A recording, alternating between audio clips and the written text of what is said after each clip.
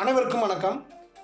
12ஆம் வகுப்பு 2025 புதிய பாடத்திட்டத்தின்படி அமைந்த 1வது இயல்ல இருக்கக்கூடிய பகுபத உறுப்பிலக்கணங்களை எளிமையாக புரிந்து கொண்டு எப்படி எழுதுவது என்பதை இந்த பதிவில் பார்க்க இருக்கிறோம்.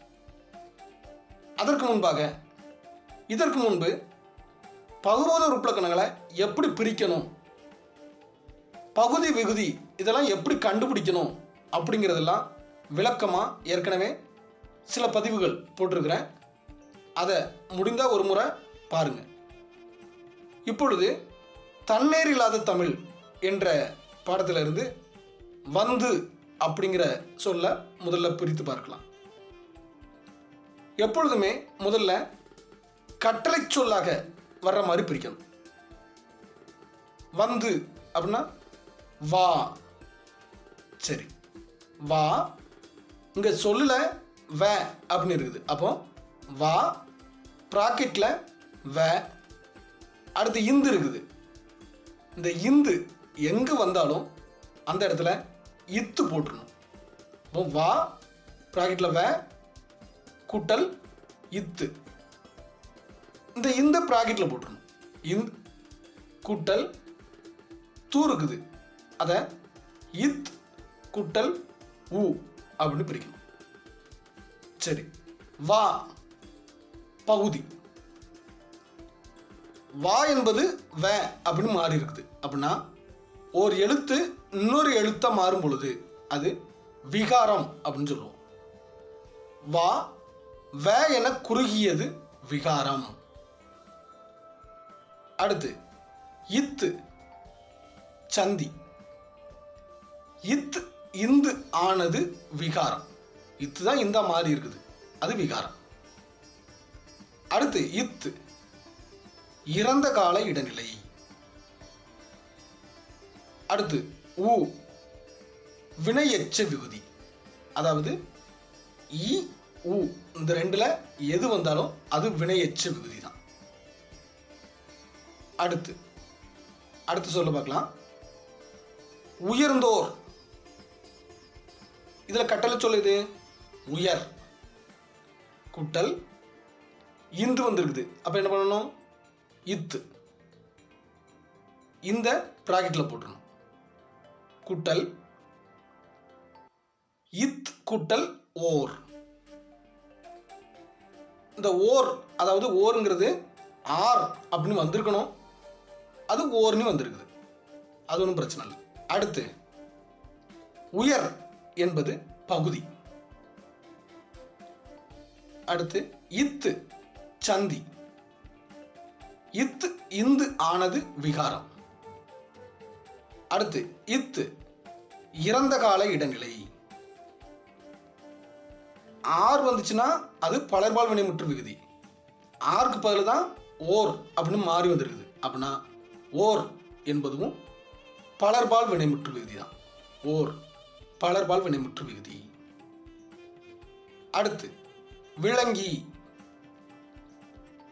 விலங்கு கூட்டல் இ, அவ்வளவுதான்.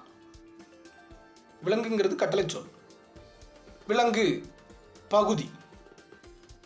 இ கொஞ்சம் முன்னாடி சொன்னேன், இ ஊ வந்துச்சுன்னா வினையெச்ச விகுதி. அப்படின்னா இ வினையெச்ச விகுதி.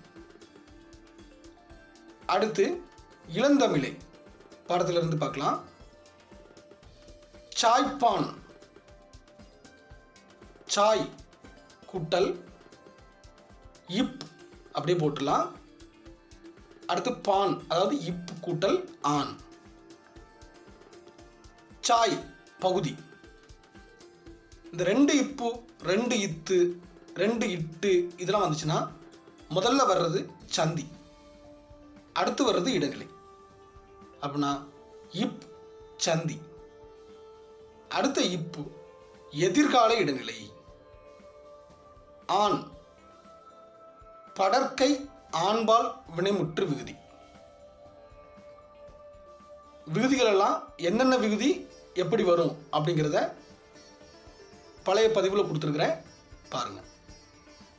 அடுத்து விம்முகின்ற, விம்மு கூட்டல் ஏன்னா கட்டளை சொல்ல பிரிக்கணும். விம்மு கூட்டல் கின்று கூட்டல் அ.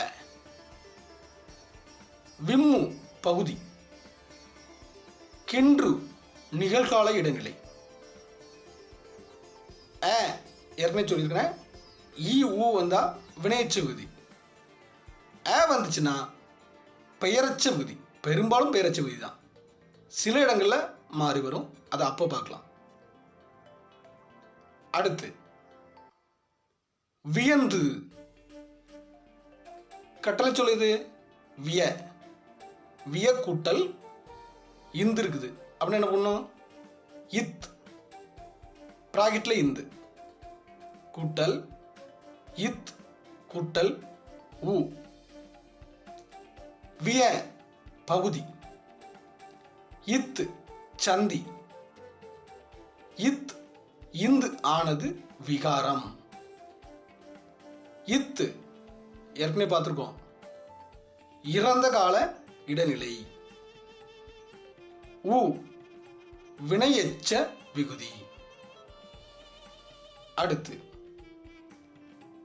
இருந்தாய். கட்டளை சொல்ல எப்படி பிரிக்கலாம்? இரு கூட்டல் இந்து வந்திருக்குது அப்படின்னா என்ன பண்ணணும்? இத். இந்த என்ன பண்ணணும்? பிராக்கெட்ல போட்டுறணும். அடுத்து தாய், அதாவது இத்து கூட்டல் ஆய் அப்படின்னு பிரிக்கணும். இரு பகுதி, இத்து சந்தி ஏற்கனவே பார்த்துருக்கோம். இத்து இந்து ஆனது விகாரம்.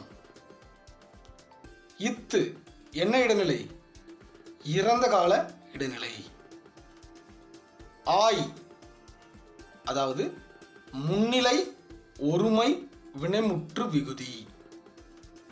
சரி, அடுத்த பதிவில் புணர்ச்சி விதிகளை விளக்கமாக பார்க்கலாம். நன்றி.